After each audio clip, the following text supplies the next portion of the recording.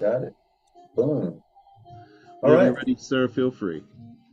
Okay, appreciate it. Well, welcome to everybody to the Writers Workshop. I'm Nathaniel Gadsden, and this is the workshop we do every Friday night. And my man Neil Owens, how you doing, Neil? Great. How you doing, Nate? Great. Doing good, man. Doing real good. Yeah, just a lot of things popping, going on, and a lot to talk about. And we do have some events coming up, folks, and I want to tell you about those things. And we'll do that along the way. But this is a platform where writers are invited to come on. If you're serious, like my man Neil and myself and others that come on here, we have a small little community, but we enjoy, reaching out to other people, giving them platform to speak. And we hope to do, some work with youth as well as with adults, and just keep it rolling. Coming up in June, we have two outstanding events that will be coming our way. Through the storm, we stand. Through the storm, we stand. That's the name of our Juneteenth program, and it's a two-dayer. It's going to be Saturday, the 17th of June, and then Sunday, the 18th of June. Saturday, the 17th, will be over at 900 South Arlington Avenue, and we're going to have an outstanding array of vendors. We're going to try to make it a big, huge event of vendors, like a marketplace. Also, we're going to have arts and crafts, and we're going to feature Mafelda Thomas Bosey. And if you haven't met her, she is an outstanding stilt walker and storyteller. And we hope to have her on board. She's out of Philadelphia.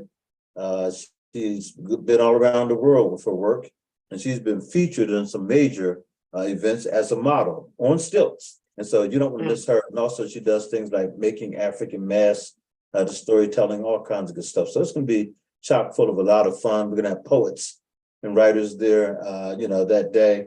Music be pumping and playing, and a lot of things for children as well, like a bouncy house and some other stuff that we have planned for the kids. So, keep that in mind. It's going to be from 12 until 6 over there at 900 South Arlington Avenue. And it's going to be off the chart. We're going to have a lot of fun. Then the very next day, we're going to have featured the Winneman African dance community with Lark Daniels and Karen Wasaski. We call her Lee. And Lee does the drumming, and Lark is the African dancer. And they just have a wonderful organization. They've been really featured a lot in the community here lately. And so, we've worked with them in many different ways. And they're going to do not only a performance, but they're going to do a workshop on how to play the djembes, the African drums, as well as how to do African dance. So, come prepared to have a lot of fun. That's a program from 12 until 4 at the State Museum of Pennsylvania, 300 North Street in Harrisburg.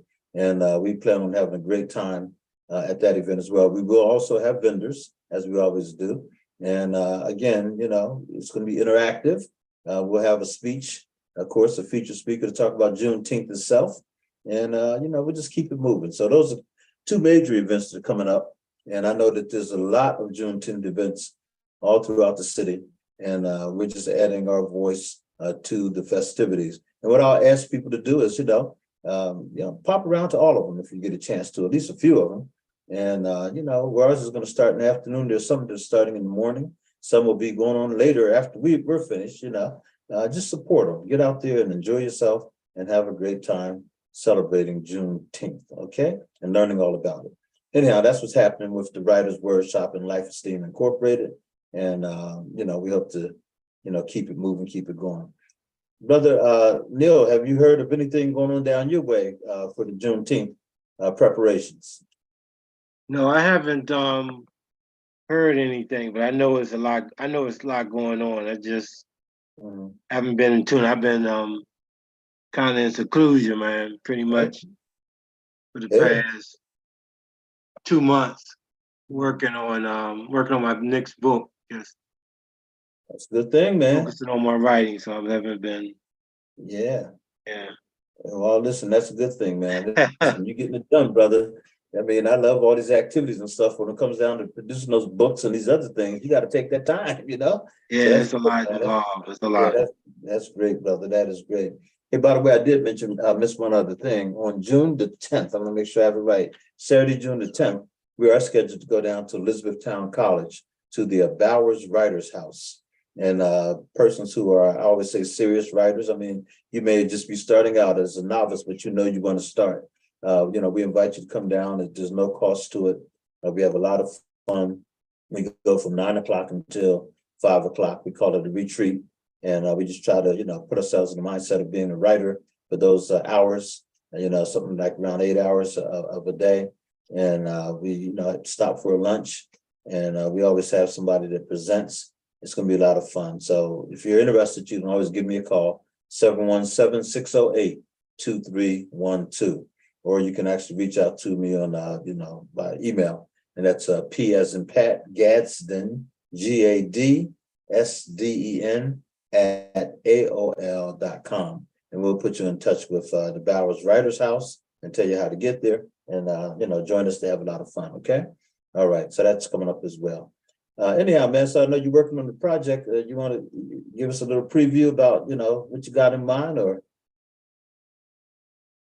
Yeah, well, it discussed the rise of the Fourth Reich. That's the title of my next novel. Yeah. And it's I write a lot of political things, Mm-hmm. and that's a very, very, very deep political story. It's fiction, but it might be nonfiction. That's right. One of those guys. Right. You say if you can imagine it, it's probably happening. Right, that's right. Yeah. I'll tell you. Yes, indeed, man. That's important, man. I mean, it's important. I try to encourage the readers, man. Especially, I hopefully that young readers can get into my work so that they can pick up on some things, man, of the insight into self and learn, and also realize the power that they possess in this country by voting. The political power. Oh, yeah. The power that's in a vote. I mean, we got to understand how our ancestors fought for the right to vote. Right. They blood, sweat, and tears, man, went into the right to vote. Many lost their lives for us to have the right to vote. That's right. And it's a lot of power in that. It's a lot of power in it, man. And we got to utilize it. Yeah. I was so encouraged to hear those two brothers down there in Tennessee, man. Young politicians, man. Oh, yeah. Speak so well and standing their ground, and it's powerful, man. I mean, Powerful, it's really, man. it's really powerful, man. I just want us to really get involved and get into it, man, and realize what's happening. One of the things we're doing here in around the country, but here in Harrisburg, we're involved in the AXO, the NAACP AXO program. And so that program, man, when they have the nationals, which this year will be up in Boston, Massachusetts, they bring in the kids, man. I mean, you're talking anywhere from 800 to 1,000 kids from around the country who have competed, and they won gold medals at their local site, and then they come and compete against each other in 32 different categories. And I was pleasantly surprised to hear that those two young men, they were participants in AXO heavy, and they made that known. And as they talked about, things they were doing, that they were AXO participants, they were proud of that. The leadership that is developed, out of those kind of programs, we should never, minimize, because they talk about, voting, they talk about, health, they talk about education, they talk about all those things. So those kids come there and they get energized, get fired up, and hopefully they take it back and do something in their communities, But we just had elections. Did you guys have elections down your way? No. There's one coming up. I believe it's next month. Okay. Yeah, there's an election coming up next month. But okay. Yeah, we have a sister running for judge here, man. She's running for Dauphin County Common Pleas Court judge, I believe it is. Her name is Latasha C. Williams. And so we had a program last Saturday where we featured her along for brother named Keontae, who's a real fine poet. Keontae's come on the Wordshop any number of times. He's doing a lot of videos now, and they're powerful. But anyhow, to make a long story short, both of them did a great job. The program is called Policing the Criminal Justice System, a Black Perspective. And both of them did an excellent job in terms of breaking down all the various things. But there was one brother in the audience, and he's a good brother, and everything. He happens to be Republican though. And he said, I've never seen voter suppression. And he said, I don't even know what that is. I mean, they talk about voter suppression. I've never seen voter suppression. Boy, we all leaped on it. They about what? I mean, that's one of the main parts of the civil rights movement, wasn't it? Right. Voter, And so that was interesting that he threw that out there, and then it gave everybody a chance to just start, rapping about it. But yeah, man, they're trying to stop us from voting. They tried the first one. Yeah, absolutely. Yeah. Yeah. So, absolutely. and that's the kind of stuff we need to be writing about, man. Right. We tell the story and write about it. Who else is going to do it? Right. That's right. You have to write about that kind of stuff because that is suppression, man. They put you in line, man, stay in line for 8-9 hours. 10 hours in line. Yeah. And down there in Georgia, it's a crime to give somebody water while he's staying in line. Now that's the most. Can you be more diabolical? Man. Can you be more diabolical than that, man?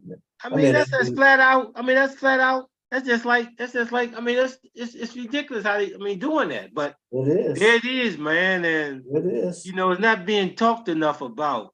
That's right. God. Believe that. It's in plain sight, man. Yeah. But see, that ain't gonna stop Black people because what we do, man. We just bring our cooler with us. There you go. That's right. Just bring our cooler with us. It ain't gonna stop us. Oh, they trying to, but it ain't gonna stop us, man. We just gonna bring our cooler. That's what you do. Bring your stuff with you. When nobody handed me this, I brought this. Mine. It's sad, man, but it's really. I talk about all the time, man, but we're really living in some dangerous times, man. These people, man, are really, man. Like down in Florida, the governor. Oh man. Man. Oof. They banning books. They don't want Black people to learn about themselves. They don't want that. They want that history erased. Critical race theory. They always come up with some catchy phrase that sounds ridiculous, but the people lock into it. Obamacare, this and that, and they just set them up, and they become like robots. They just buy into it. It's like, what do you mean? It's history. Buy into it. It's history. That's all it is. Yeah. Yeah. But but we are the writers. We have to continue to tell the story. We have to continue to dissect this stuff. Talk about it, write about it. We say be about it.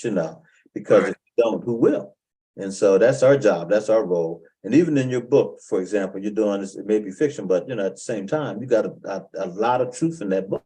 Oh yeah, always, all of a lot of truth in it, man, and and a lot of knowledge and we have to get ourselves out of.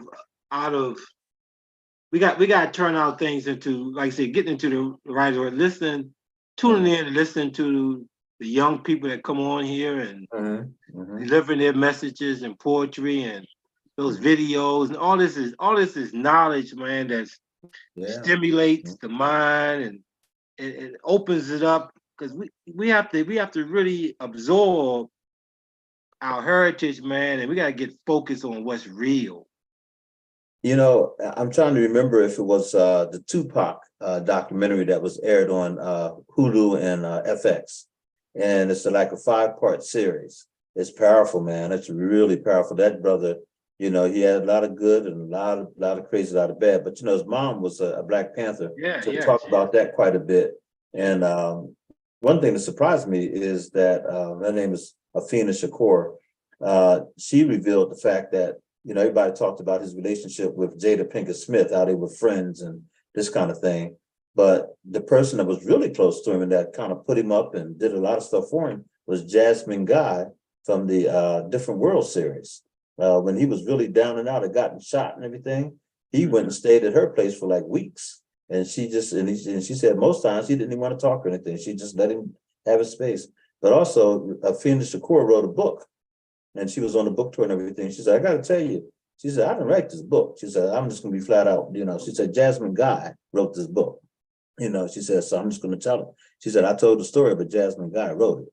She said, and Jasmine Guy was, really, really close to Tupac and did a lot of stuff for him and with him, So that was powerful stuff. But anyhow, they went into a whole bunch of stuff that these CIA and the FBI did against Black folk. And I'm pretty sure it's from one of the episodes.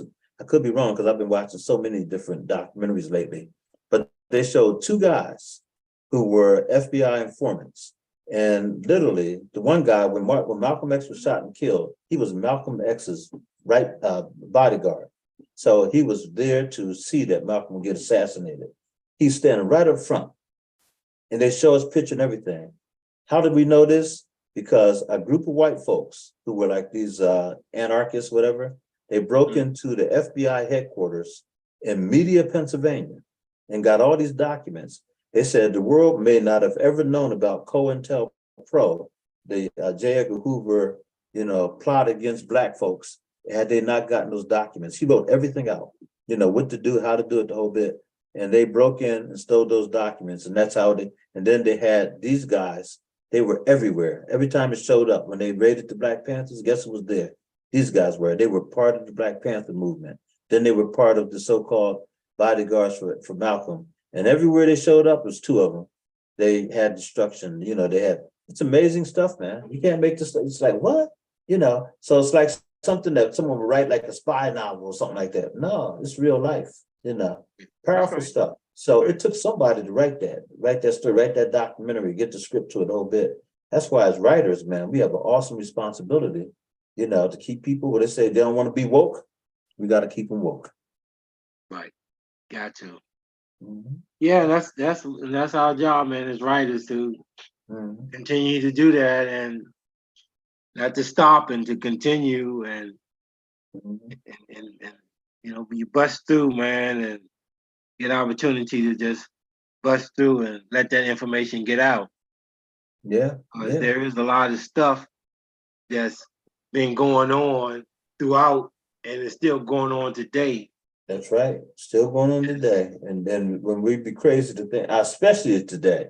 I mean, you listen to these guys these days, man, DeSantis and them, they just he just banned it. He said he just defunded all of the public colleges in Florida from having any kind of cultural diversity programs. Yeah. They're no longer being funded. Right. What does that tell you, man? I mean, sheesh, cultural diversity got to go. What? Cultural diversity? Not Black studies, not just in that. I mean, just anything that says culture, he wants it out of there. Unbelievable. Is there outcries? Yeah, but who? You would think even white folks stand up and say, wait a minute, this is too far. Who, it's like if you get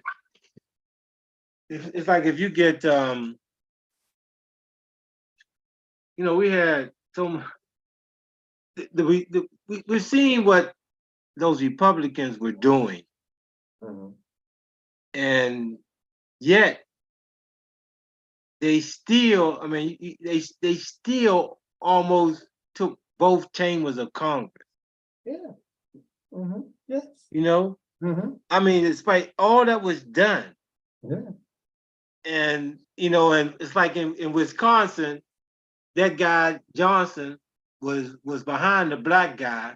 They kept pushing crime and that this Black guy was soft on crime. Yeah. And that won the people over. That's what they do. That's like on Fox News, they keep showing you all these things where there's crime going on, these Black kids breaking in doing, and they just feed that over and over to people to crime, and then people, and that's what they think, oh, I'm gonna go with this guy, because I'm worried about him with crime. And yeah, and how about the sad reality of Black folks who also buy into it? I mean, they buy. That's right. That's what I'm saying. I don't want to be part of it, Yeah, they buying into it. That's what they getting. They buy the Black people. They are buying into this stuff, man. Yeah, man. And they're supporting that agenda that doesn't support them. But it's interesting. The freedom of this country is supposedly that we have freedom of expression and stuff, and so hey, everybody has a right to. But man, when it goes against your own interests, you got to say, how is that possible? You know, don't you see that that's not for you, or they are only using you as a pawn? And they said that when the one lady died, remember these two women that went around supporting Trump, I forget the name, Diamond and something else, but the one's name was Diamond. Yeah, those two black chicks, man, crazy. Oh, man. What? And then the one died and they had the funeral for her. And they said Trump and all the allies, they went to, and all they did was talk about the election and stuff. Very hardly ever mentioned her, you know. Right. Like, sheesh. What do you Yeah, they used them they did it for money, man. They did. Oh, yeah. We know they did it for money, man. They got money. I mean, that's where we are, man. It's a lot of that. You know, you throw the money out there, and you know, fortunately, man, a lot of blacks will jump into that. It's like those blacks for Trump, man, and all that kind of stuff. And they had little black ministers and giving them some money. You throw them a little bit of money, man. Right. They just fall right in line. Fall right in line. Clarence Thompson, all of them. And, you know, we're just talking here. I mean, but, you know, we write about this stuff. And that's one thing that I want to talk about, the black press. You know, we had at one time in this country, a number of black newspapers that were really, really, significant in the sense that people were reading them and using them as a main source of knowing what's going on in our community. I can't say that that's what's happening today. I mean, all newspapers and print magazines have gone down a lot, because TV is just, taking over, and all other kinds of social media. But yeah, man, if we're not careful, we will disappear. Our voice will no longer be heard. And if people aren't reading it and supporting it and giving it to advertisement, it's not going to be there. And so I thought the other day to myself, whatever happened to Oprah Winfrey Station? And I turned it on, and it's just like nothing on there, Howdy, that would attract me to want to sit there and watch it, I mean, I thought about that. I mean, even when she had Tyler Perry, when all his, little crazy shows, whatever, at least you knew that there was something on there that you could turn to. You could either like it or dislike, whatever. But Dr. Phil, 10 shows in a row, I mean, it's like, what is that? Yeah. And this had that wonderful thing going with the black, it's about the black church. It wasn't about the black church, but it was a black church setting. And it was really well done. But after that series went off, she hasn't brought anything else on there that I know of that, like BET has movies that they make of their own now. TV One, the same thing. They got a lot of significant, programming geared towards us. Magic Johnson's station, same thing. But you go to Oprah's and it's like, what's happening here? I don't know, man. That's strange to me, And she's still on. How's she making that money? I don't know. Yeah. Everybody like Dr. Phil that much? Yeah. Yeah, but Dr. Phil, I tell you. All the time. I mean, I looked on there and it's like, and then also the other thing she does is the something that comes on, I think ABC, John Quinones and all those people. And I don't know. It's just, but teach their own, and they always say, well, if you see a void, fill that void. So the question becomes, what do we do about it? How do we, one thing we can do is we can write about those things, do social commentary. Yeah, we can write about those things. Get the dialogue going, get people talking. Ask the question. Yeah, that's what we have to do. Yeah, no question about it. Well, anyhow, having said all that, we covered the political waterfront there. This is the writer's piece. What kind of tip do you have for anybody that is looking in and let's say they want to become a novelist and they're, kind of just stuck? I was sitting with a sister today who has a tremendous story to tell. She really does. And she's going on to get her degrees and everything. And so she's ready. She said, but I just can't seem to get started, to write this book. I want to write the story, but, So what's your technique? What got you going? Or what would you recommend to someone do to get themselves grounded and completing their project? With me, it took me a long time to start myself, man. Mm-hmm. Because I had thoughts, but I was caught up in the world, man, doing, working, 9 to 5, all this kind of stuff. And that was, in writing, it was not really, even though it was my passion, I didn't bring it to the forefront, man. And, but then, my life changed and boom, It was like it was as if, and that's why God places a big role in your life. Yeah. And my life changed because God wanted me to fulfill my passion. Mm-hmm. And my life changed around, and Mm-hmm. it's like boom, here, this is what you need to do. It's time to do it, Mm-hmm. And so I just went for it because I just gave up everything, man. I mean, I just gave up. I was an executive, Okay. and I just gave that up. I said, man, I'm going. This is what I'm going to do. All right. I'm going to do this, and I had support of my wife, and I went for it, man. And it took me 5 years to complete this first book. It took Wow. me 5 years to complete it. I went through over and over, through all the negativity, all the stuff you get, all the things, and Yeah. people, looking down on you and thinking you crazy and everything else, man. And why all that kind of stuff. You just got to throw it out. You just got to believe. That's right. That's right. And that's it. That's what I did, man. And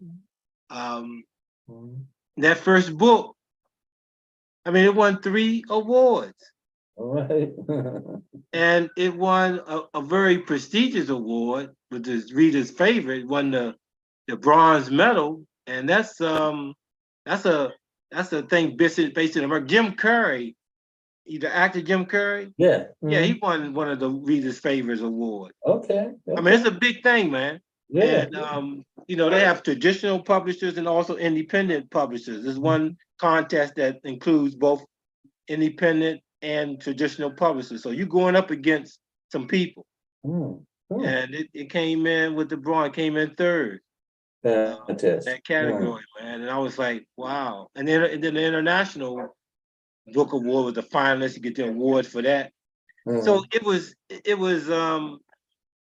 it showed that damn, and I could do it my way. Because people were telling me not to write this way, not to do it that way. That's not how you write a book. That's not how you're supposed to write a novel. You don't write it that way and all this kind of stuff. But I didn't listen to anybody but myself. Go ahead. And I said, there's one guy who told me, he said, I told him, I said, look, man, if I can't, the traditional publishers won't take it. I said, well, look, I'm not going to go, I'm going to write it my way. Right. And that's it. I'm not going to go any other way. I'm going to write it my way. And that's why I keep telling people all the time, there's no correct way to do the right thing. That's right. About that. And people we gotta have that in their damn mind and keep it in their mind and realize and follow that there is no correct way to do the right thing. That's right.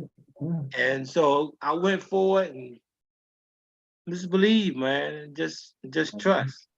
And you gotta have faith. You gotta have faith. That's right.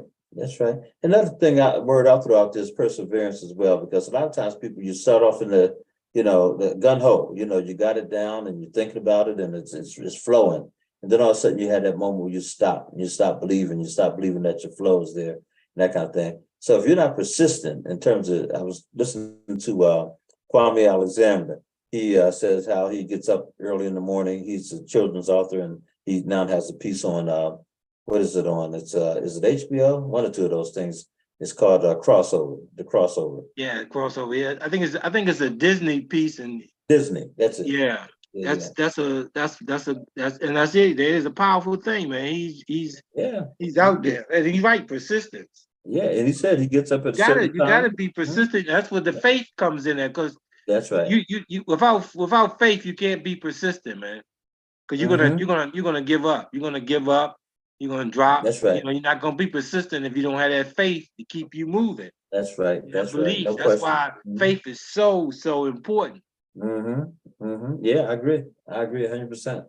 One of the things that I like about this Friday night, setup is with The Voice, 17104 Harrisburg, is that Brother Chris always, brings out those fantastic videos. And so I'm going to ask him if he'll bring out the first one tonight. I know he usually gives us about 4.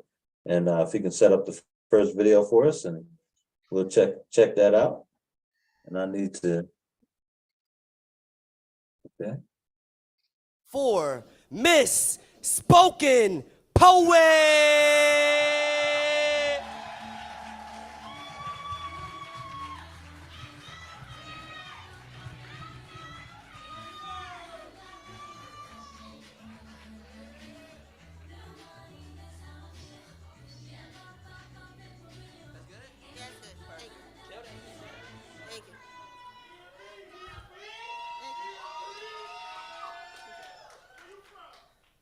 Hey y'all, I'm from Baltimore.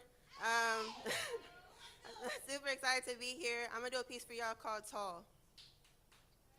I've always been told that my height was a blessing, that it was my gift from God. Whenever anyone sees me in public, my height is the very first thing that they comment on, tall. No longer felt like a word, it felt like my identity. Do you play basketball? No longer felt like a question, but rather a script to me. I used to wonder, was that the only thing that my height made me capable of? When you look at me, do you only see what I could do if my sneakers were laced up, or if I had a ball in my hand? You asked me how tall I am before you asked me how was my day. You asked me what team I play for before asking me what is my name. When I told people I didn't want to play basketball after college, they told me I was putting my gift to waste, as if there was only a one-way ticket to be great. I've learned that when people feel their dreams are no longer in reach, they try to weigh you down with their baggage so you can also miss your flight. If my height is my gift, how can you tell me that I'm not using it right? Have you ever thought that maybe I don't want to be like Mike? Maybe God has a different calling on my life. I've won more victories behind this mic than I ever had behind any jersey. My poems assist broken souls from hurting. I pass out reminders to people that they are more than worthy of just being on the sidelines. To never settle for being a rebound because you are beyond average. You are the catch,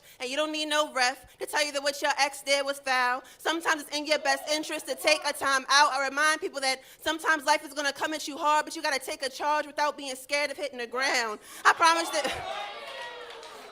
that God will give you his hand to help you back up. I tell people to handle situations like dribbling. You must keep your head up because the enemy is waiting for his moment to steal your joy away. I tell people that you miss 100% of the shots that you don't take, so go after what it is that you want every day, but understand that just like any sport, you must always remember to exercise your faith because life is the biggest game, and sometimes you are going to feel that you are not conditioned enough to compete in it. Sometimes mentally you are going to feel out of shape, but I promise that if you push through and keep lifting that weight, that you are going to get stronger. I beg people to please not run to suicide. You are one of a kind. There is no substitute for the role that you play. I tell people to never get too caught up in comparing your stats to the next person because it does not determine your value in this game. So no, I don't play basketball anymore, but I use my words to encourage others. They've always been champions in God's eyes. And thanks to him, I no longer try to unwrap gifts that never had my name on it. Poem. Thank you.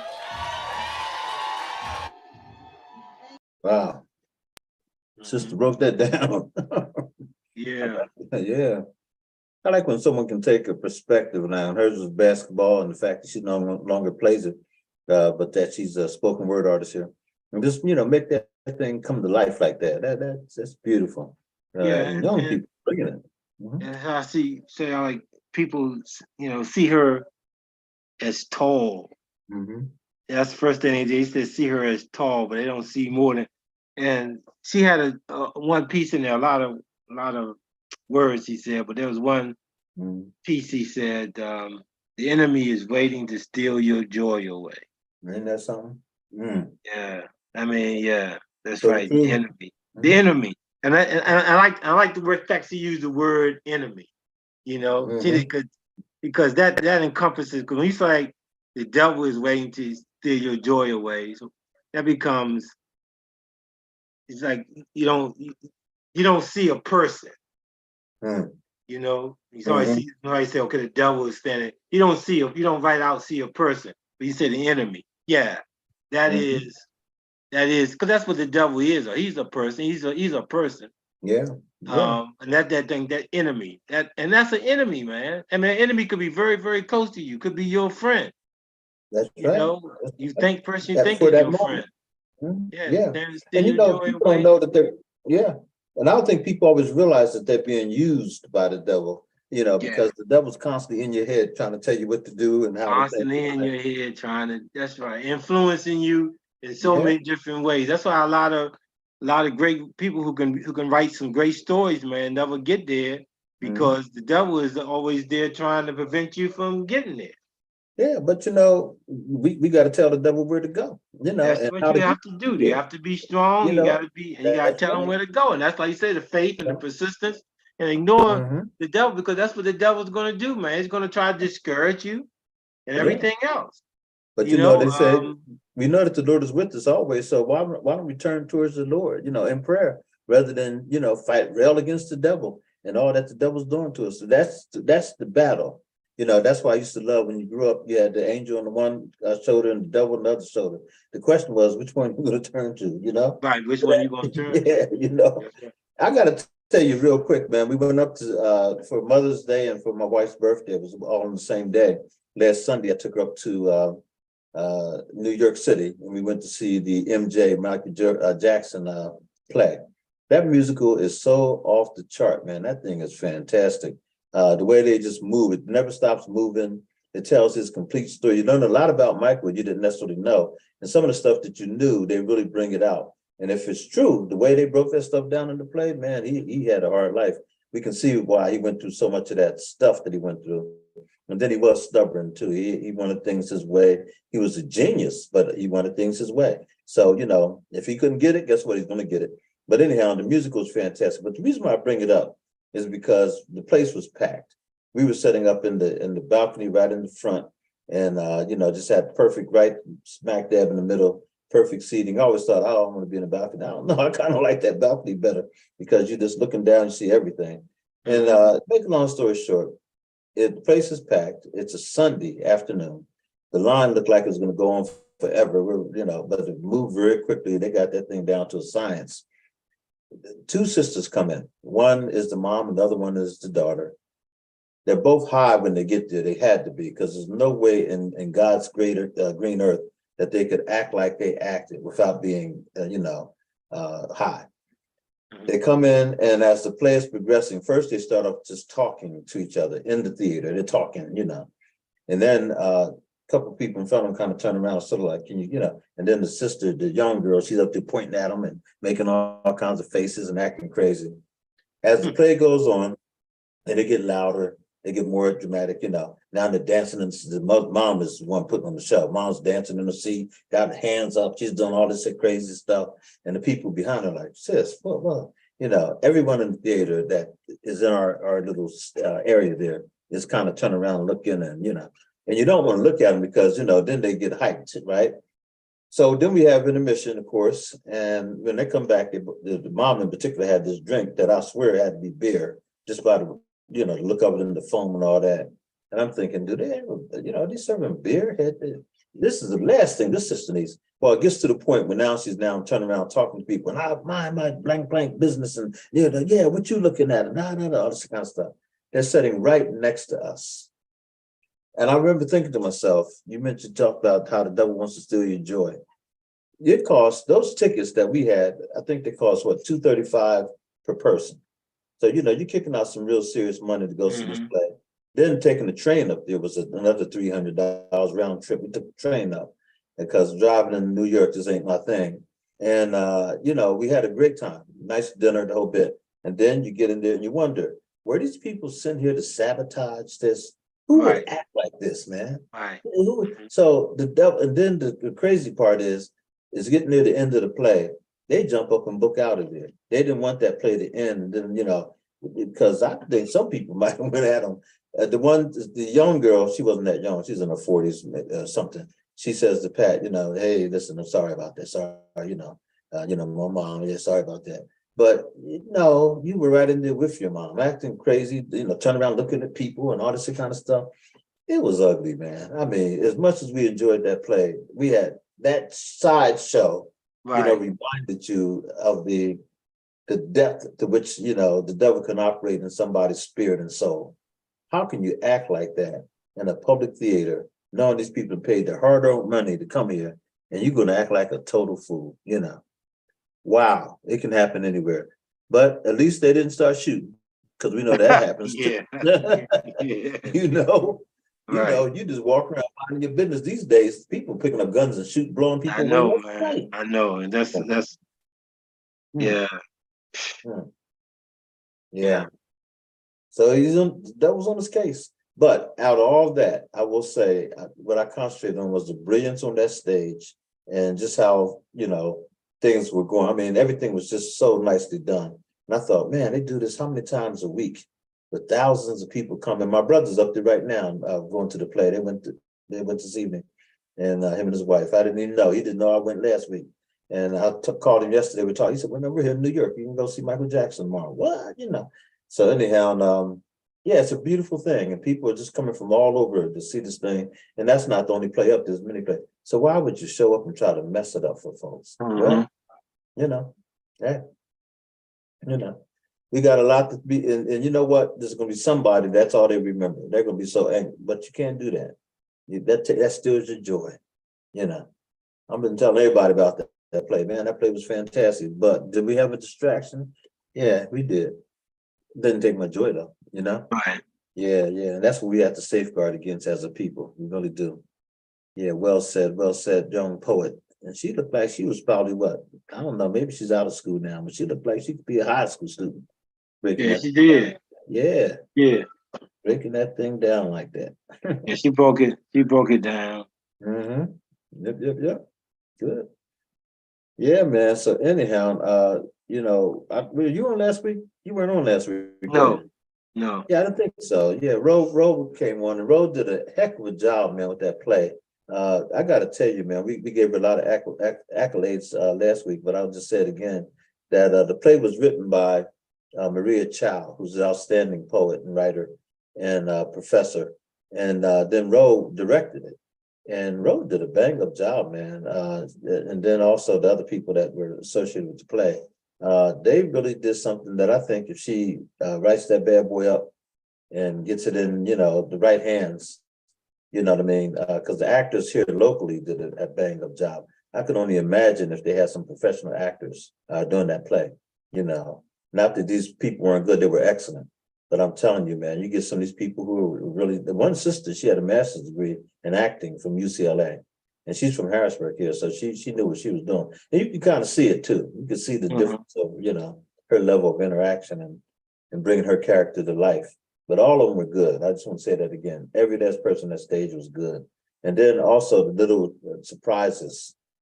The only thing I said to Ro, and I said aloud, and that is that I wish they had a narrator to kind of just take you through all the different scenes of the play.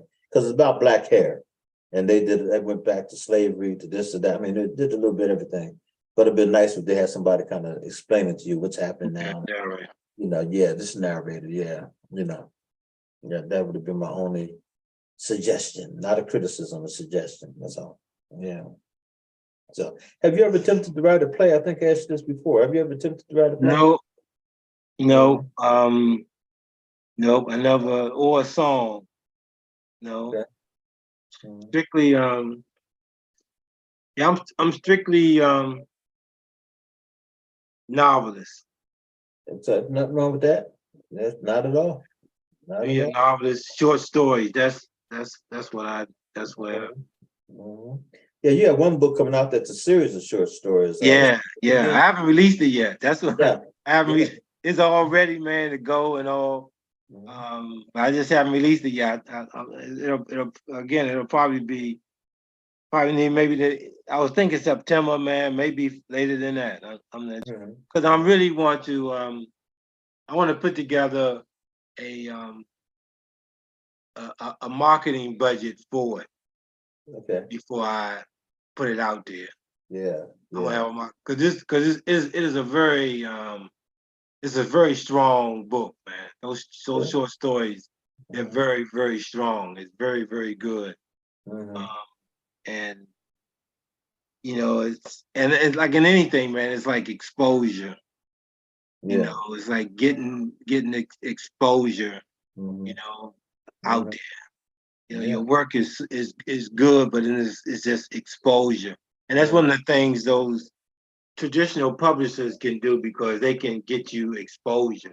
They can get you booked on these shows, on television shows, Good Morning America, and all these other different things. They can get you booked on all of that. But I will tell you that, like here in Harrisburg, I'm just going to use my area that I know well, and that is, so for example, you have a number of different outlets that an author could, take advantage of. All you got to do is, reach out to them. And I noticed this one show, it's called Good Day PA. That's really kind of taken off now. It comes on 10 o'clock in the morning.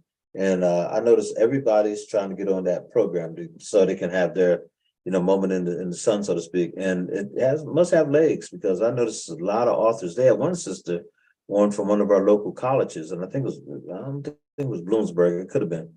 But I had never heard of her, but she turns out to be a lawyer and this and that. But she wrote a strong fiction piece, about our culture and everything. And he had a nice twist to it and all that. And literally, I just happened to be flicking through, because I go into work at 12:30. So in the evening, morning, I'm sitting here and I just happened to flick through. I've never watched that show. And because, most times they don't have anybody in there that I want to listen to. But this time it caught my ear, and I turned around and there was the sister. And I, okay. And and she wasn't, someone known or whatever, but she used that platform well. And then other people started tweaking about it on Facebook. Oh, did you catch so-and-so? No, did you know? And I noticed the buzz right away. Different people talking about who is she and this and that, and I thought maybe get the sister on our show, kind of thing, or get her to come down to the Writers Workshop. So I'm going to reach out to her. I took down some information on her, and I'm glad I started talking about this here, because I do need to reach out to her and maybe get her to come on here one night, Friday night, and kind of break down her story, because she did it on that show. Break down what that storyline was all about, and how she got started writing and all that. And so, but you can, if you really just do your homework and just move around. There's a lot of, you may not get the big time Good Morning Americas, but there's a lot of local programs. Yeah, there's a lot of local. There's a lot of local. And you just gotta, you gotta. You definitely have to push, and I've connected with some of them. So you definitely have to push. There's one like where I am in North Carolina. There's some men who don't. They don't reach out. They don't connect, do anything for. Like there's a newspaper here that they won't do anything for independent. Authors. Important. They should. Yeah, they won't do anything for independent. It has to be a traditional. You have to be from a traditional publishing house. They won't do anything on independent authors, and because they say that there's a lot of independent authors and their books are really not good. And they lump everybody in the same group, because you have a lot of them independent authors who put out stuff, and a lot of them don't have this stuff edited. Stuff like that, and they put it out there, man, and and everybody, you think all of them are the same, not doing good, but. I was surprised. I heard this one brother speaking on the Karen Hunter show, which is nationwide, and I don't know if you're hip with the Karen Hunter, but she is a public writer, publisher, and all that, and now she has a talk show, and so she's real brash and whatever. But anyhow, sister knows her stuff, and she brings some of the top names, from actors to writers to whoever. She brings them all on. But and some people I've never heard of who are just outstanding. I'm like, wow, who's this person? So she does her homework. But anyhow, this one guy she featured in, and it's a riveting story. And I looked up, we're down in DC at a convention. I think it was an ACP. And here I said, wait a minute, that's the dude that just, and so I go up to him and we start talking the whole bit, and real personable, dude, powerful story. And it's a nonfiction piece. I mean, it's something about him growing up in New York City and all the different pieces of his life. And so to make a long story short, when I got the book, read the book, but I was thinking to myself, the writing wasn't, he wrote it like he talked, so to speak. And it didn't have, it didn't have the power that I thought it would have. Talking to him and listening to him tell his story was more powerful than just reading the book, if you know what I'm saying. And I thought to myself, this brother could have used someone who's a professional writer to help him ghost it or something, because his story is powerful. He just needed to tell it in more, sophisticated language. And I'm a good one to talk, because I'm but I know it when I see it and everything. And I remember thinking, okay, but he made the nationwide. And I actually think his book was self-published. I really do, I can't, I don't have it right now because it moves so often in storage and all that. But yeah, I think he was self-published, and so, but here he was on Karen Hunter's show, getting that, nationwide kind of feel. So it can happen. And have you ever reached out to Karen Hunter, or do you know Karen Hunter or anything? You don't, Neil? Yeah, do you know her? Never heard of her? Yeah. No, I haven't heard of her. Yeah. She's on Sirius XM, and she comes on like I think about 3 o'clock in the afternoon, goes off at 6. Kind of brash, for my taste anyhow. But she knows her stuff, and yeah. But anyhow, she has a big I'll audience. look into it. Yeah, Karen Hunter. Yeah, she's all right. But I'm just saying, but she's just one name I'm throwing out there. But there's a lot of them out there who, I heard this one brother say he used to be on local radio, I think in Philadelphia, someplace, and then he decided to go to Sirius XM. And the people were like, oh man, what happened? They kick you off or whatever, And they were talking as if, he had a downgrade. He said, you don't understand. He said, in Philadelphia, pretty much that's who I was speaking to. People in Philadelphia. He said, on Sirius XM, I'm speaking to the universe, man. He said, I mean, a much bigger audience, but people had a hard time because they didn't have Sirius XM, you know what I mean? I listen to it all the time. Yeah. We don't have a black station here in Harrisburg, And once that went away, we have a brother, the station we're on right now, brother, Chris Thomas. If it wasn't for him stepping up, we'd have nothing here in the city as far as, culture and black folks, that kind of thing. And he opens it up to everybody, he really does. But the truth of the matter is, at one point we had a station here, and they just decided for whatever reason, hey, we're going to go country western. What do? We do nothing. So if we don't have ownership, you know what I mean? Right. And Brother Chris, he became, genius enough to create this internet piece. And who looks back? I don't even think about regular radio anymore. Like, this is what I tune into, And so it works. And I have Sirius XM in my car, and listen to that. So hey, you just piece it together, man. But yeah, writers can get promoted, but you have to be willing to, do your own marketing and hustle. And the guy I think about all the time is that what's that guy's name? Oh man, I was going to have him on here one night, and I don't know what it was. He just couldn't get on Zoom-wise. He wanted to have that little bar. I gave him the call numbers and everything. He's like, well, don't you have the little whatever it is? And he went back and forth. And I don't think he ever got on. But he was hot. Omar Tyree. I don't know if you ever heard that name before, but he said he couldn't get anyone to look at his books. And so he went up to all the bookstores up and down the East Coast, put them in the trunk of his car and went and sold them. And he said, next thing you know, he started getting knocks on his door. He's like, well, what happened was the major bookstores wanted to publish black authors. And so they started going around to the black bookstores saying, hey, who's hot? Who's this and that? And his name kept coming up. And next thing you know, they contacted him. He said, well, I don't think I need you now. And I'm doing really well. So then this guy, he decided to go and take a contract, which he did. But yeah, at one point they was seeking him out, as opposed to the other way around. Yeah. He said, but it was a hustle though. He had to hustle. And he was writing street urban stuff, Yeah. Urban street literature. Yeah. So anyhow, whatever your venue is, to the folks out there who are watching this program, just do it. The main thing is to do it. You can't promote a book if you don't have a book. Is that right now? That's right. Got to have a book, That's right. Got to have one. Yeah. Sit down and write, get somebody to help you. If you can't do it yourself, you have the story, you have the material in you. They have a thing now, man. I don't know if you're hip to it, but a lot of ministers are doing this thing called sermon to book. And so they take their sermons and they just, they put it on a disc or something like that, whatever, and they send it in, and they'll take and craft it out to make it into a book, Put a couple sermons together.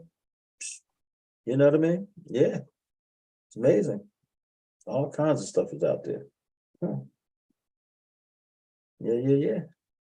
Yeah, you're muted right now. Yeah, you're muted. I'm gonna write a book of sermons. Yeah. You should, man. Yeah, that's in my works.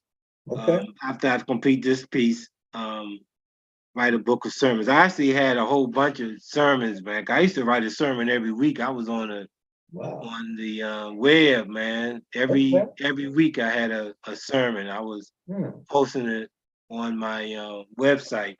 And I mean, I did this for like years, man. I don't know. It might have been about 10 years or so. Fantastic. Something like that, yeah. And every week, man, I had a sermon. And I had so, but that computer, and I don't know. I saved it on a drive somewhere. I don't know where those things are. So I think I've lost them. So I have to just start all over and start put together this book of sermons, which it won't be a problem at all. Because I had a lot of stuff. And I write a lot of things when it comes down to biblical and scriptures, man, because I studied the scriptures. All right. Yeah, years, man. I spent like years of actually studying the scriptures, man. All right. Because I was studying the scriptures to not to believe. I was studying. I was studying. The Bible, man, because I didn't want to believe. Okay. You know, I came up in a Black Jewish family. Okay. Yeah. You know, my family were Jewish, and my mother and her father and his mother. I mean, it goes back to the 1800s, man, after slavery, man. And so I was, we was Jewish Christians, Hebrew Christians. Yeah. So I was, I just felt different. I just felt different one day, man. I just started studying, man. I started studying the Bible, man. I was actually looking to see that this wasn't true. Right on. The book, and the more I read, the more I learned that it's true. I with history, and I connected it with history and everything, man. It's like, wow, that's what the Bible is basically a book of history. That's right. Yeah. And I just broke it all down, man. It's like, wow. And I just feel like this is all true. I seen it all lay out, man. I mean, I studied the whole Bible, man. I studied. I seen the piece, man. So I know what it is and the history of it. And like King James, and King James, you studying that, man. King James is black man. Okay.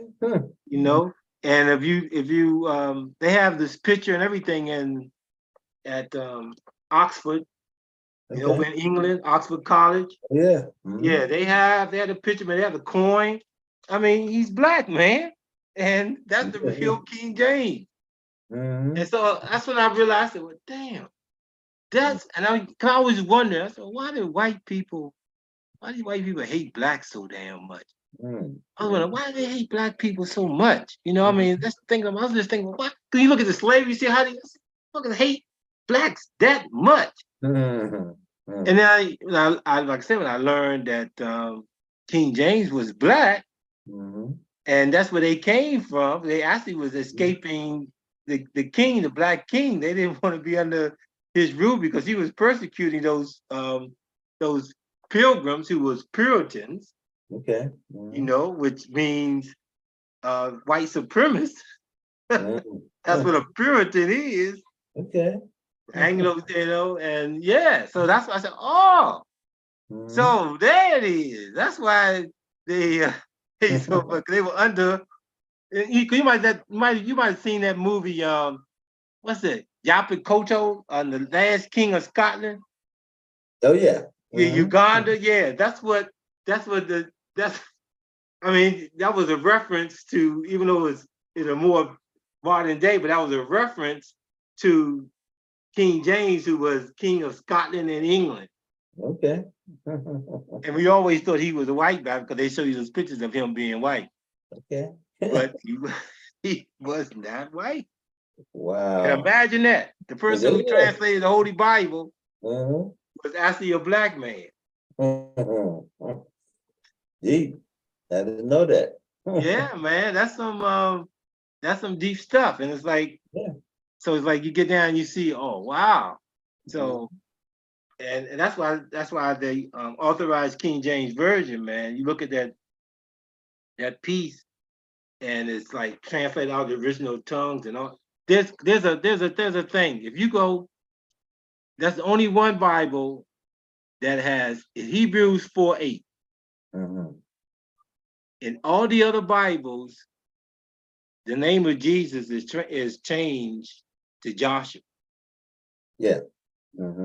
Hebrews 4:8. They removed the name of Jesus and put Joshua. But in the King James, original King James, authorized King James Version, Jesus is there. All right. New King James, all this new world translate, all that, they take out Jesus' name and use Joshua. Joshua. Yeah. Now, why would anybody want to take out Jesus' name and put Joshua in place of Jesus? And then wasn't there also Yahweh? I forget how it's pronounced, but it's Yahweh or something like that. Yahweh, yeah. Yeah, this man. I love Jeremiah Wright when he came into Harrisburg a number of times, quite frankly, and he did our citywide revival, and he breaks down all the various names of Jesus, and he just, he can roll with it. He has this cadence that he used the whole bit. It's fascinating stuff. And just the history of the Bible itself and how many times it's been translated and the different ways it came about, in terms of, the Nicene Creed and Nicene Conference, I think it was called. That's it. All that stuff. That's what guys, Constantine and all them jokers, man. Yeah. They did a lot of switching around and changing things. There's a lot of history in that. And like I said, I wrote a story, man. It's a piece, man, that you definitely, I need to send that story to you, man, so you can read it. I like to read it. Called 430 Years.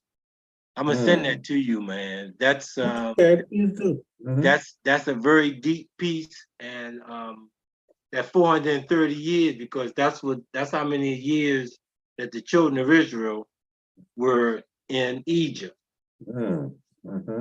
And then 430 years of peace there, because the scriptures tell you that they came out of Egypt to go back no more. But then it also tells you, Moses also breaks it down and tells you that you go back into Egypt again. That scripture's in it. So I gotta send you 430. I gotta send it to you, man. I'm gonna send that to you. Please 430 years, man. It's a historical essay. Okay. And it goes all the way there up into the day to connect. It's interesting, man. You gotta see what the piece is, because the big mystery in this earth, man, is just who are we? Who are the black? Who are we? I mean, really, what is our actual history? Yeah, what is it? That's I think we'd be very surprised to find out who we actually are. Because we're right there, man, from the source. We're right there from the source, man, and I would be very, very surprised. So 430 years. That's a part of that storytelling book, historical essay. I'm going to send that to you, Nate. I'll send it to you this evening. I want to see that, man. But you're going to enjoy that, because it's a nonfiction piece. It's history, man. It breaks it all the way down from ancient Egypt. I mean, all the way down. It follows the children of Israel from ancient Egypt all the way into today. Wow. Okay. Good stuff. Hey, look, I'm going to ask Brother Chris to bring up another video for us. I thought we've seen one, and let's get another one in here and, hit the mark again for the next two as well. But here we go. I'm chasing a place to be alone, avoiding people at all costs. I hear what you say about me, and the hate that swells up in your eyes when you see me. You have nothing good to say about me. Because my sins are not like your sins. My sins are worse. And even though the weight is so heavy, I fall to the same thing again, and again. So I keep my head down and my heart closed from all the pain that's raging on the inside, the pain that hypocrisy and rejection has caused me. It sends me running to find peace, the easiest and cheapest way I can find it. See, I've traded my dignity and respect just for a temporary release, just temporary, hurting myself and hurting others. But I left destruction behind me. I know that. You see, he broke through that. He broke through it all. He looked past the darkest parts of my heart, and he spoke truth in my life. He told me that through him, I am cherished. Through him, I'm accepted. Through him, I am loved. Through him, I am forgiven. See, I'm reminded of the cross and his sacrifice. He taught me how to embody redemption. He looked past my faults. See, to him, it doesn't matter what I did last year or 5 minutes ago. He calls me friend. And when the enemy comes and whispers my past in my ear, calling me to return, it's then I can hold on unto the victory in Jesus Christ, never needing that escape again.